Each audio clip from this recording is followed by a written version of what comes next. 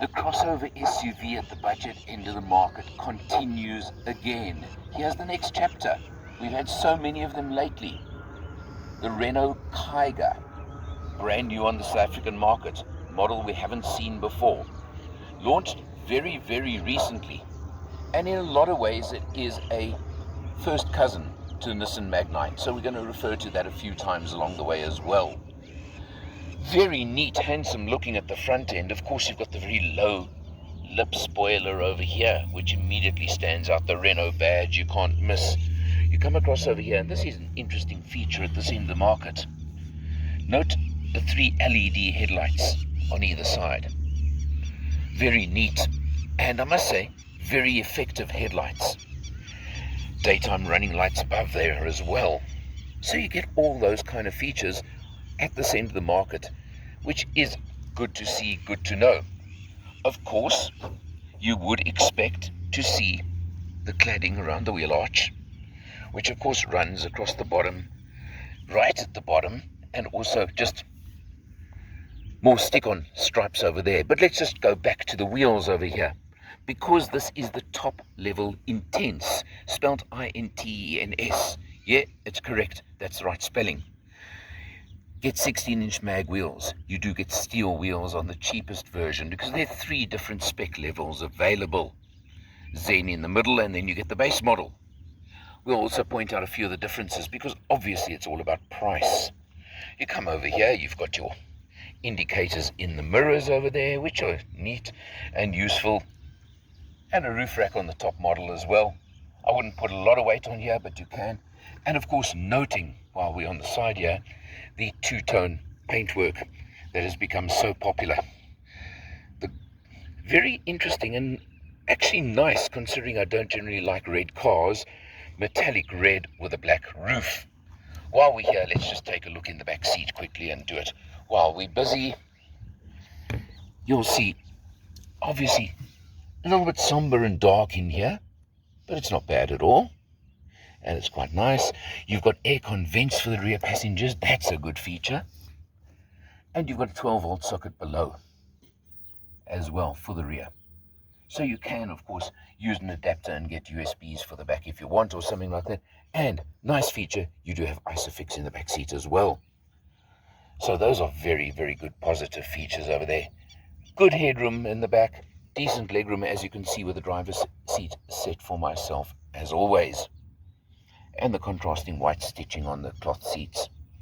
Just little features that you do pick out, seeing as this is the top of the range model. Let's move around towards the rear. Obviously stubby rear end over here, you can see that. But to come around, quite interesting shaped rear lights. They are pretty interesting over here. And the LEDs on the rear lights as well on this top model. Starting at the bottom on the back over here, of course, you've got the Fox skid plate over there, which you expect on any crossover these days. Coming up, Zen and Intense models give you a reverse camera even. An interesting spoiler above the back over here with almost a wing effect. So it comes out on the 2 sides, in the middle, and of course the rear brake light, the high-level brake light at the back there. You do get a rear wiper as well. Press button underneath there, pop open the boot. Let's make a few comments here now. First of all, just if the camera can show, there's an extremely high loading lip at the back here. Yes, they say that that higher back over here is safer for a rear end accident, but just keep in mind if you've got to heft luggage or any cargo over that, it's always going to be something. Rear seats are split 60-40, of course. The boot itself is measured at just under 400 litres, which is very good, and you can extend it by dropping seats. Great stuff.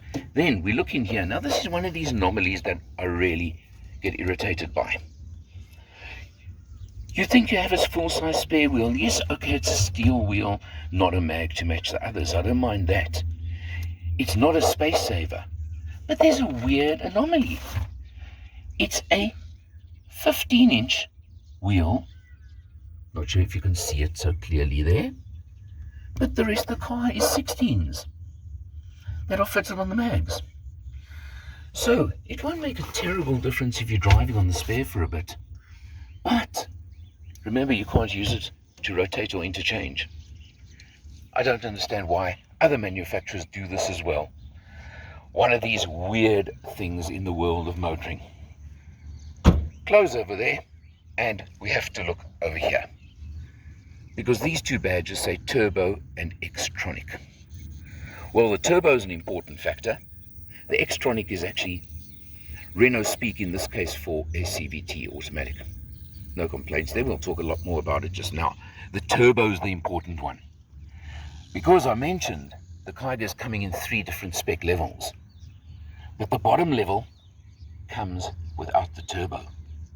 We're talking with 1 litre 3-cylinder engine. No, it's not a massive car, but it is, because of being a crossover, it's a decent size. 52 kilowatts in this car. There have been a lot of comments about that. This one, with the turbo, 74 kilowatts, 160 newton meters. Now we're talking. CVT, no complaints for this kind of application. Let's jump inside and have a look now.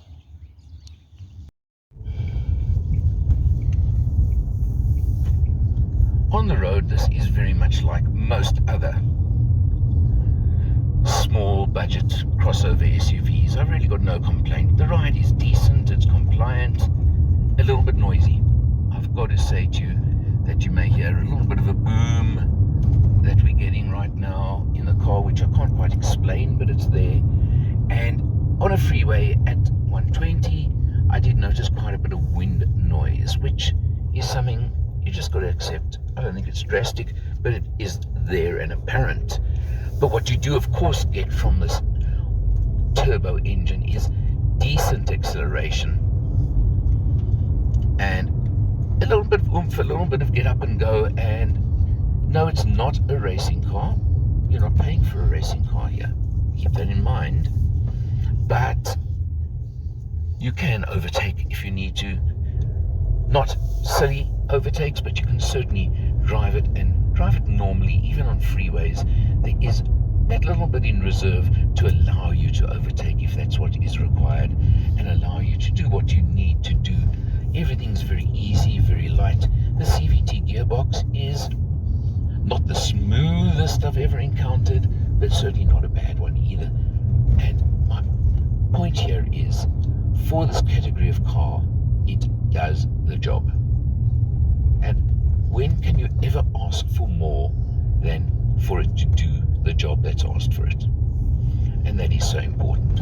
What I do really like is the fact it's light, it's easy to drive around urban conditions, which is basically what I've done on this test more than anything. Tiny bit of freeway and then largely urban, is it really has been an easy car to drive and experience, and created no problems, no issues, no hassles whatsoever.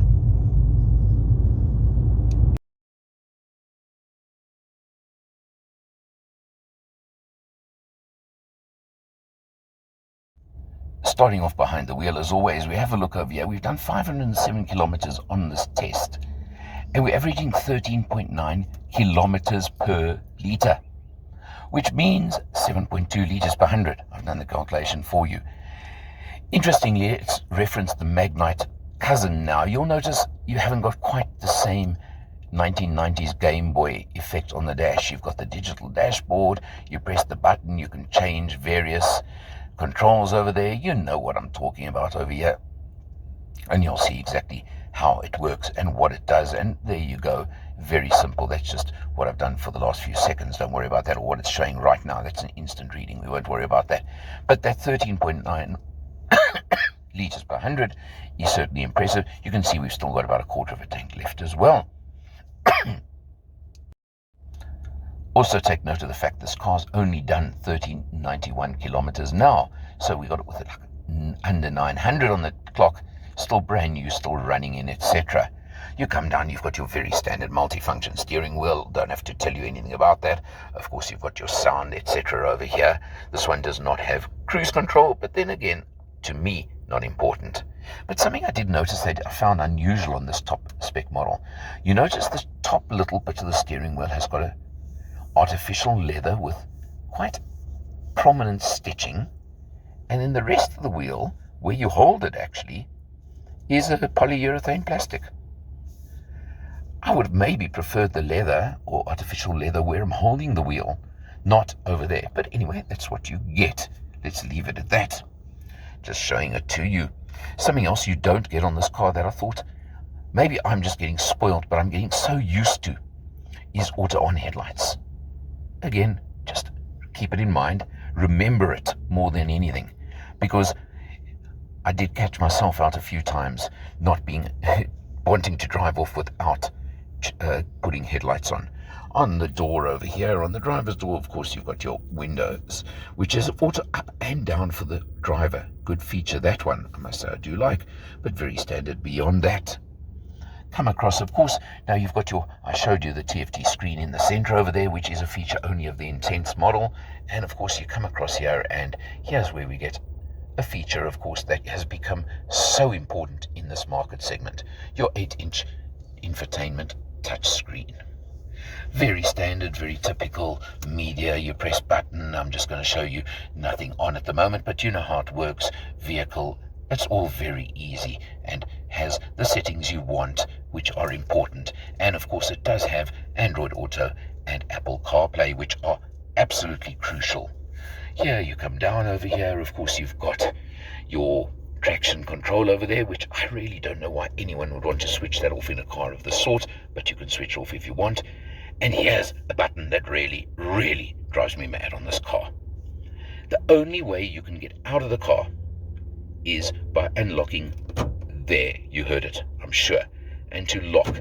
If you come back up to the doors over here on the camera, unlike most cars, where when the car is locked and I pull on that, it would unlock the driver's door.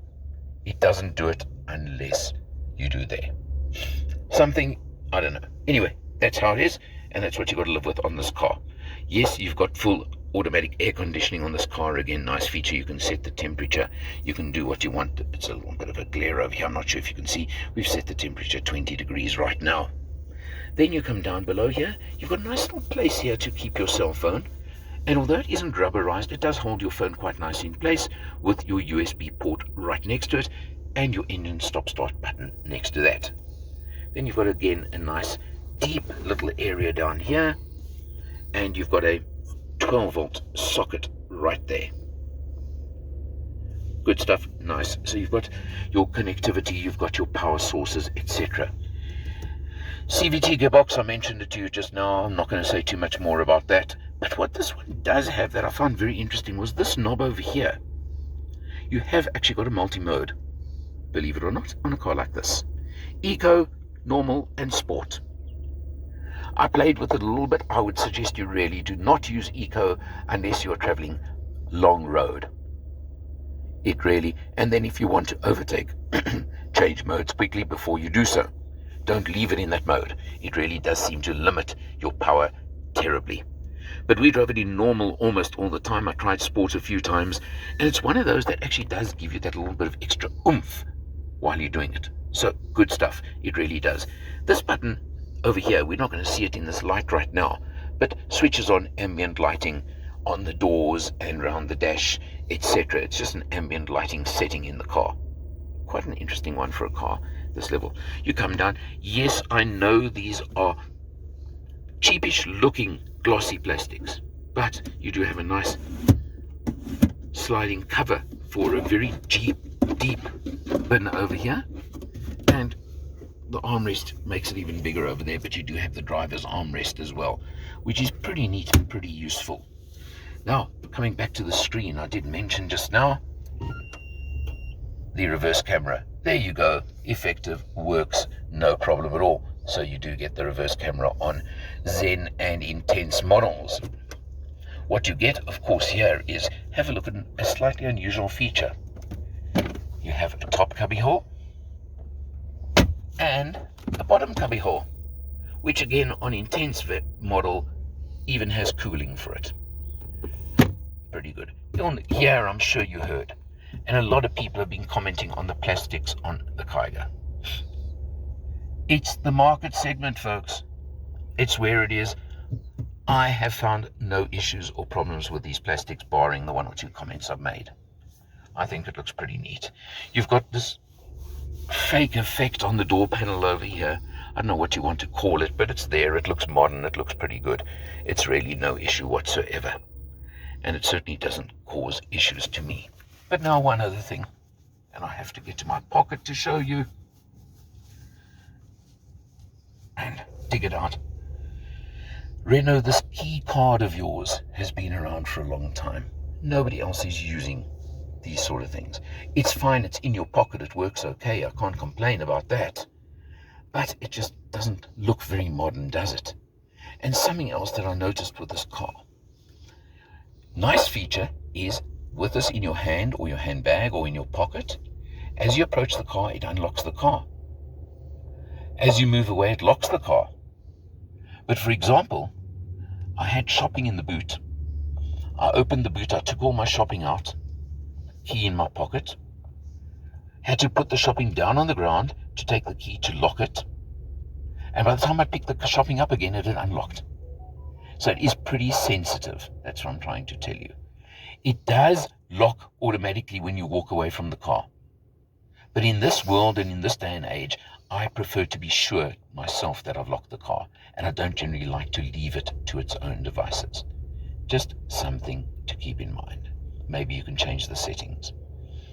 Other than that, well, the base model comes in at 199,900 Rand. How's that for value? But I've mentioned no turbo and real base spec.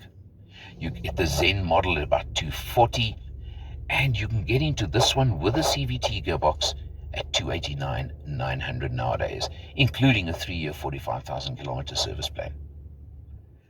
It is competitive even in its competitive segment. And it's now the second of the odd ones out with a turbo engine, as opposed to a number of similar cars in this category that do not offer turbos but offer 1.4, 1.5 naturally aspirated engines. It's up to you whether you want the turbo, of course, or you don't. Whether you prefer the turbo acceleration, the turbo performance, as opposed to the naturally aspirated performance. Obviously, at this level of the market, there is a slight lag before the turbo kicks in, but when it does, you know it and you feel it. Test drive them and decide for yourself. That's my best advice. For Motor Matters, I'm Eleanor, and I'll see you next time.